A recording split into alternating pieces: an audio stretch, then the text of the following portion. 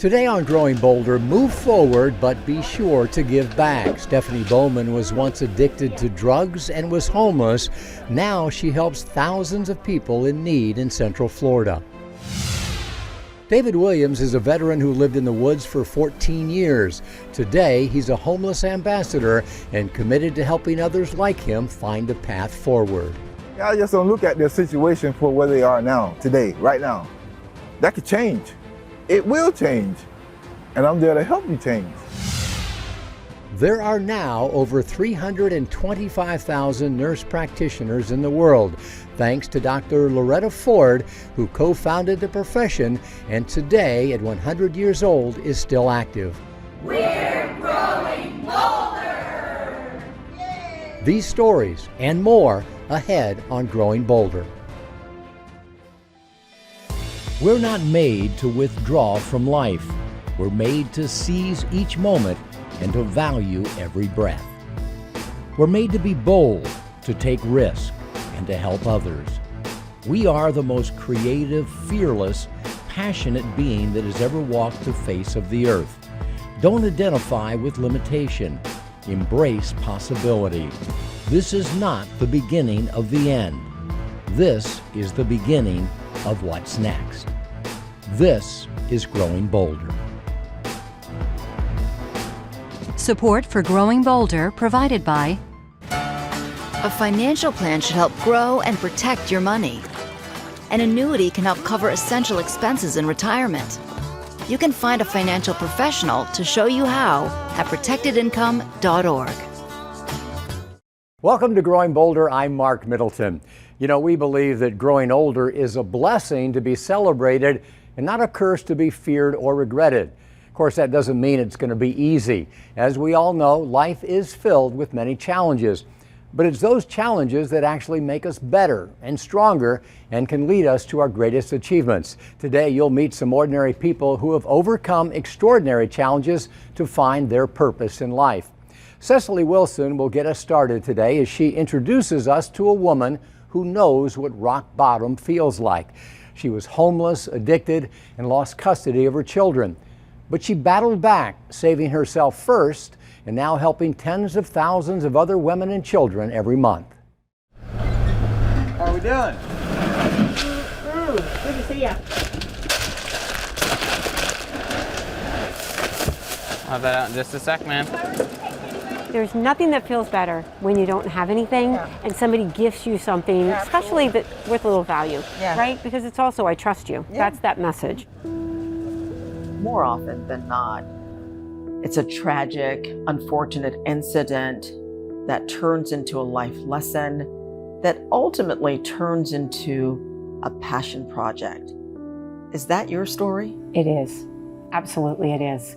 I'd love to share some of it with you. I ended up homeless 22 years ago, and I never in a million years thought that I would end up on the streets. I didn't grow up with any abuse. My parents were loving, compassionate, let's heal the hurt so that we can move forward type of people. And some tragic things happened at 15 years old, and raped and had an abortion, and it was somebody that we knew. And so that's where my life literally took a dark turn. That dark turn lasted 17 years. 17 years filled with addictions to alcohol and crack cocaine, multiple relapses, and eventually 5 weeks of homelessness. Those 5 weeks changed everything. Ultimately, Department of Children and Family staff found and took custody of her daughters. The day that my children were removed, I knew something in my life was going to be different. And it was the first time in 5 weeks plus that I felt, I didn't feel as hopeless and I didn't feel as helpless. I knew my life was getting ready to change. I didn't know how, but I was able to look up, like literally look up and not look down at the ground that day. I was able to look up and say, thank you. As I was walking into treatment with nothing, not my children, not anything I knew. There were 23 other women that were there, that we all looked different. We all had different stories, but we all had the same feelings. And every one of us felt broken. Stephanie got clean and made it her mission that no other woman would ever be in the same situation, stranded without resources. First, she volunteered with other charities, and then in 2007, 8 years after losing custody of her kids, Stephanie opened her own One Heart for Women and Children. In the very beginning, we helped 12 women in that first month, and we were so excited because there were 12 women that either needed clothes or furniture or food. They needed something that we were able to find. And you didn't know what you were doing, right? We had no idea. We didn't have a business model. We didn't have any money in the bank. We didn't have a location. We literally had little pockets of areas in people's garages, and people wanted to help. And that's what we found, the momentum. Both the momentum and the need continued to grow.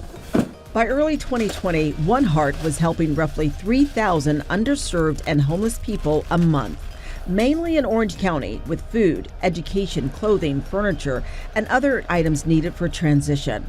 Then the pandemic hit.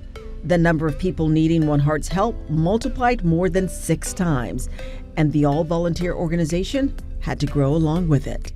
We're helping over 20,000 people each month right now. 20,000 people each month. The need is there. The need is there.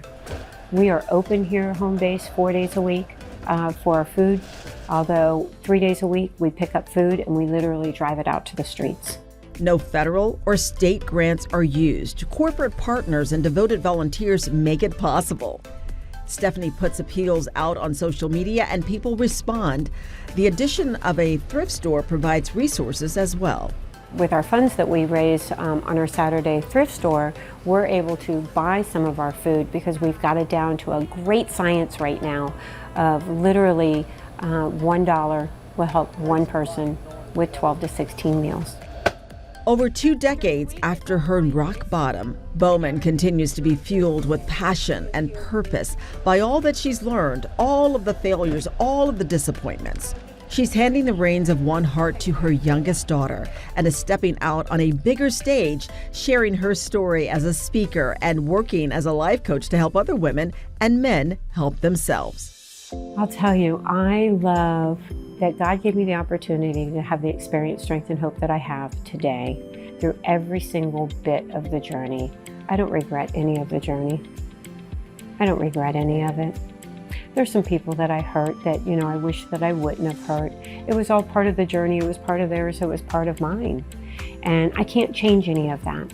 But what I can do is I can help make that direct impact today with 100% true heart purpose. For me, as I was getting clean and sober, I knew I had to be my best advocate. I had to show up for myself. As an adult, I had to show up for myself, not the hurt little child, for that adult, and to be able to stand tall and say, I'm here. And look at you now. Yeah! Growing bolder is exactly it. When I think of the word bolder, I think of stronger and wiser, but also like I am me. I've got a voice. I didn't have a voice for many years, but I have a voice. And you're using it loudly. Yes. Say it loudly. Thank you. Growing bolder. Growing bolder! And that's what I love. Growing bolder each and every day and teaching other women how to do the same. Love it. I just love her. She is so inspiring. Stephanie's using her voice loudly to advocate for others and look beyond where they are now to the possibilities that are great. That is definitely growing bolder.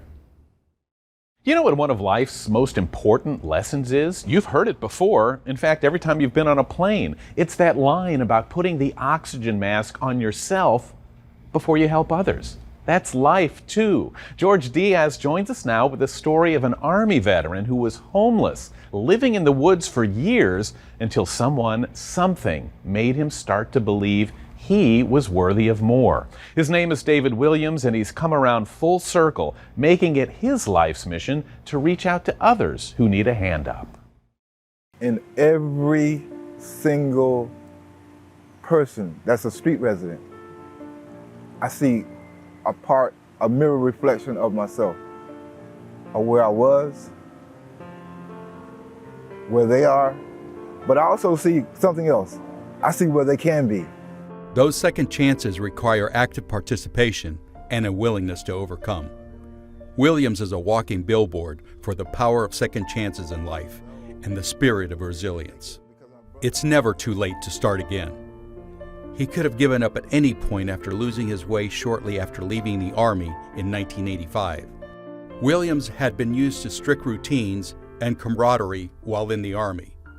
He received an honorable discharge after 4 years, but there were scars. He developed lupus. He went through 22 jobs in 1 year. So I began to separate myself. I began to separate myself from jobs. I felt alienated when I went to a job because of the lupus. I go to work, I'm a new kid on the block. I work with you guys. We do our tasks together. But at break time, you go your separate way. At the end of the day, we all go home. So I didn't have any real social connections. It escalated from there in a bad way. I found myself homeless in 1989. I mean, I was just homeless. I wasn't using no shelters, wasn't using no services. I was a survivor. I'm an infantry soldier. The Army taught me how to do this outside, right? So I would go to labor pools from here to there just to get enough money to go and buy my food, whatever else. I was living in a wooded area off of John Young and Old Winter Garden Road. You have a feeling of helplessness. You have a feeling of disparity.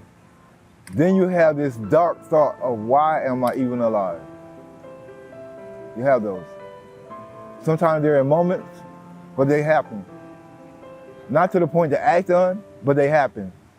When people are homeless, they have these thoughts that, we've already been stigmatized, pretty much.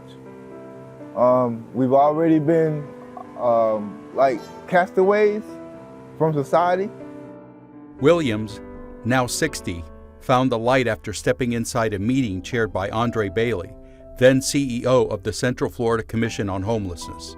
Bailey helped show him the path toward stability. It took 14 years, but Williams found his way out of the woods. The problem was how to go back into society as a lost soul. It was a challenge.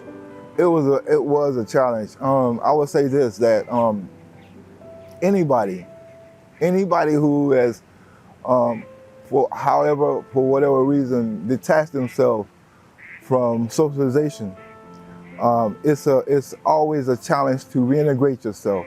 I would go to McDonald's and they would go inside the lobby, take the order, and tell them it's to go. I would sit by the bus stop and eat whatever I bought from them. Why? Because in my mind, in my own belief, I thought that somebody else deserved that table more than me. I really felt like they deserve that table. I don't deserve that table. I don't want to take up space. Williams now tries to reach others who were once like him. How y'all doing? As he rides a bicycle along the Lake Eola perimeter. All right. He is in constant interaction with homeless people. His experience is a vast resource. Williams can point them in the right direction, whether it's where to get a meal or where they can sleep at night. And he instinctively knows if someone is truly in need of help or just playing the game to get money. I give hand-ups instead of handouts because a handout keeps a person stuck. It keeps a person, what I mean by keeps a person stuck, they're complacent with where they are. We want to know more about them. We want to know not what makes them tick. We want to know more about what's your struggle? What are your barriers? How can I be better assistant to you?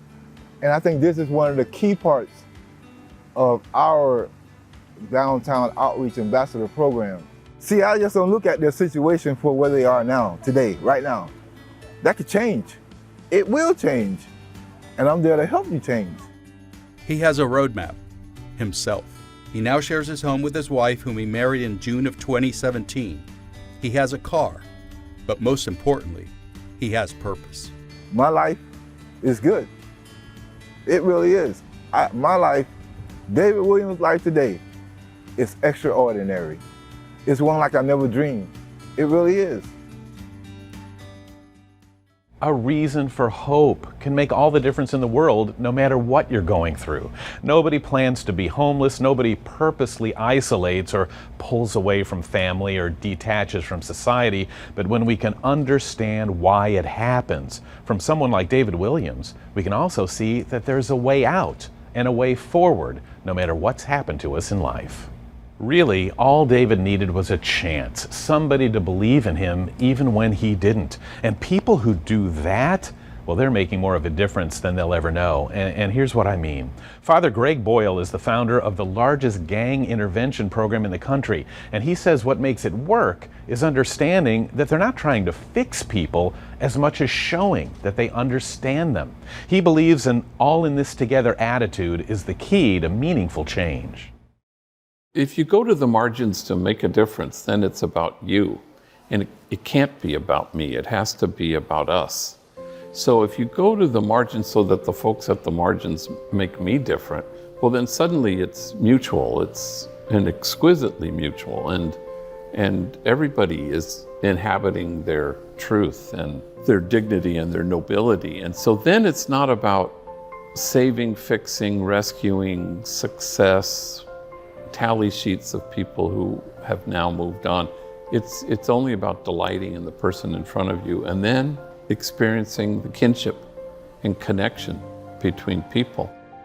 It's depleting if it's about rescuing or fixing or saving, but it's eternally replenishing if it's about allowing yourself to be reached or your heart to be altered or to receive somebody. That's its own reward. And it also is effective, but we're not called to be successful, we're called to be faithful. So you want to stay faithful to that approach. Otherwise you burn out and it's only about me, and it can't be. At Growing Bolder, we define a rock star of aging as someone living an active, engaged, purposeful life into their 80s, 90s, and 100s. We've interviewed thousands of people in this age group, thoroughly enjoying their lives. They didn't just win the genetic lottery, there are reasons why they are living longer, better, healthier lives. That's easy to see in Dr. Loretta Ford. She's a trailblazer in healthcare and definitely a rock star of aging. Loretta Ford turned 16 years old in 1937. Skipping 2 grades, she graduated high school early and as a young woman had 3 options: teaching, nursing, or the convent. Without money for college, Ford chose nursing and became a trailblazer in the field. I always wanted to be a teacher, and I took a very circuitous route to get there. But it was a good decision. Loretta became a nurse's aide at 16 and then at 18 enrolled in nursing school. After graduation, she served in the U.S. Army Air Force and then attended the University of Colorado on the GI Bill. She earned her bachelor's, master's, and eventually her doctorate degree in nursing, all while married, working full-time, and teaching at CU. And I also worked full-time as a public health nurse in a rural area of Colorado, and I went to school full-time. So that was quite a trick. I didn't think anything of it at the time. I just arranged my schedule so I could do that. In 1965, with the Vietnam War raging and civil rights protests spreading across campuses nationwide, rights to health care were scrutinized. Physicians were criticized for the lack of care available in the country and other underserved populations. At the same time, nurses wanted to do more clinically. They felt an advanced degree program could be the path. Dr. Ford teamed up with pediatrician Henry Silver to address both concerns. Together, they created a pediatric nurse practitioner program at CU, the first of its kind. I was interested in what nursing could demonstrate, and Henry was also interested in the care of children and felt that nurses could provide care in those well baby clinics. Dr. Ford encountered opposition to the new role from almost every side. Educators, older nurses, younger physicians, legalities were questioned. It was not an easy time for me, but I believed in it. I saw the changes that were occurring in the nurses and all the acceptance of the patients and the quality of the services they provided. I felt we were on the right track and I wasn't going to give it up. Thanks to her persistence, today there are more than 325,000 licensed nurse practitioners in the United States. Dr. Ford traveled the world promoting the role and received countless awards, including the Elizabeth Blackwell Award, which honors a woman whose life exemplifies outstanding service to humanity. How does it make you feel knowing that when you started, you had 3 options, and now women can do pretty much anything they want to do? Well, because I always felt I'd do what I want to, personally. I never felt held back because I was a woman. I just wouldn't accept it. I think education was a big key to making a difference in terms of that. And also some efforts of the rights groups to include women. When I read something's going on in this country, but also around the world, about the constrictions on women's basic rights, even to education, let's say, I can't imagine not being able to choose and to make that happen. Now 100 years old, Dr. Ford shepherds the profession she co-founded, taking to Zoom during the pandemic to encourage nurse practitioners worldwide during perhaps the most tested time of the profession. She keeps up with developments in the field and has a clear vision of where it's headed. One of nursing's major goals in the next century is to develop a culture of health and wellness. The only time you can get any attention from anybody in terms of the medical community, let's say, is you got to have symptoms. You don't get paid, quote unquote, to stay well. You got to build the incentives in yourself. You can't wait for others to do it. Dr. Ford has created those incentives for herself. Twice a week, she attends a group fitness class and incorporates movement in her daily life as a priority. It keeps her body and her spirit strong. Pull it across. Looking at life from 100 years of living, Dr. Ford has this advice.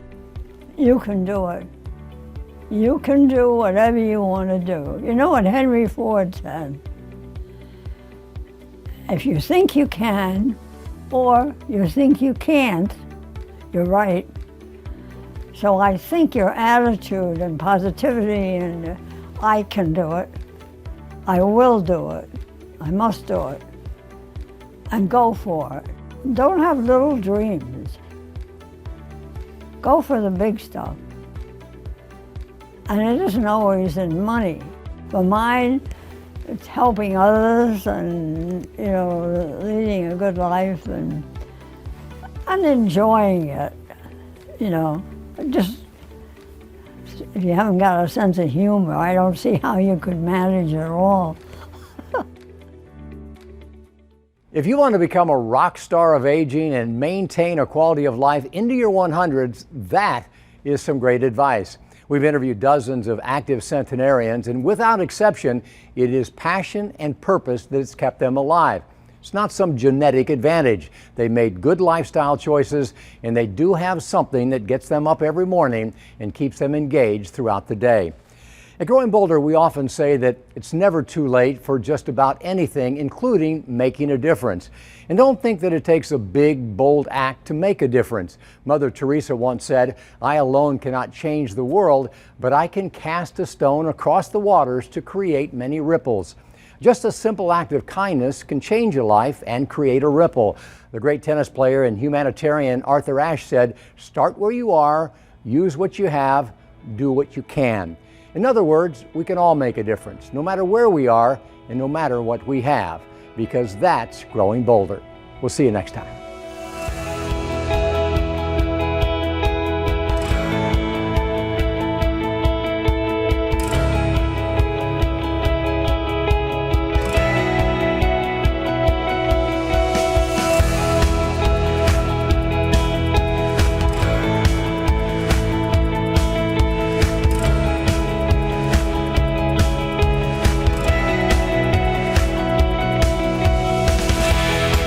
Support for Growing Bolder provided by A financial plan should help grow and protect your money.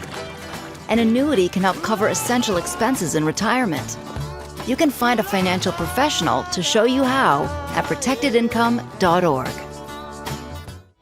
Watch previous seasons of Growing Bolder plus bonus stories via our new free streaming app. More information at growingbolder.com/TV. And you can get inspired to plan your what's next when you connect with the Growing Bolder community on Facebook. Show the world you're growing bolder with official Growing Bolder products. Growing Bolder tees and hats are available for $25 each. Custom mugs are $15, and inspiring Tear and Share postcards featuring original artwork and bold messages are $15 plus shipping and handling. All items are available at growingbolder.com/shop.